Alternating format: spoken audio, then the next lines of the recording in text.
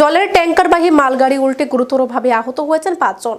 এই ঘটনা খোয়াইতলা শিকরের কুচ্চাবাড়ি এলাকায়।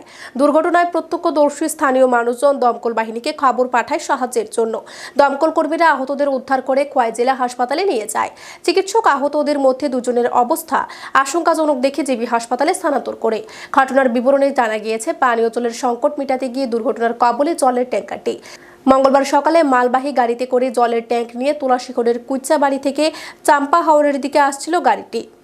রাস্তায় উঁচু টিলা ওঠার সময় হঠাৎ বিকল হয়ে যায় গাড়ি এবং ট্যাঙ্কটি উল্টে যায়। তাতে মোট ৫ জন শ্রমিক আহত হয়। স্থানীয় মানুষজন দমকল বাহিনীকে খবর পাঠায়। দমকল কর্মীরা আহতদের উদ্ধার করে খোয়াই জেলা হাসপাতালে নিয়ে গেলে সেখানে তাদের চিকিৎসা শুরু হয়। কর্তব্যরত চিকিৎসক আহতদের মধ্যে দুজনের অবস্থা আশঙ্কাজনক দেখে তাদের দুজনকে জিবি হাসপাতালে স্থানান্তর করে। আহতরা হলেন নিখিল দাস, বয়স ৫৩ বছর, মহাদেব দাস, বয়স ৪৫ বছর, লিটন দেব, বয়স ৩৪ বছর, স্বার্থ দেব, বয়স ৫৫ বছর এবং জোসেফ দেব বয়স 29 বছর। और भैया हमारा राजनगर स्कूल का पाइरिया पूरा शिखर स्कूल का पाइरिया आप उठते गया गाड़ीটা উল্টে গেছে। কি গাড়ি? এটা জলের গাড়ি। আচ্ছা, কতজন আহত? হ্যাঁ, ৫ জন। কই আছে তারা? তারা হসপিটালে আছে। আর এলাকাটা কোন এলাকাতে হইছে?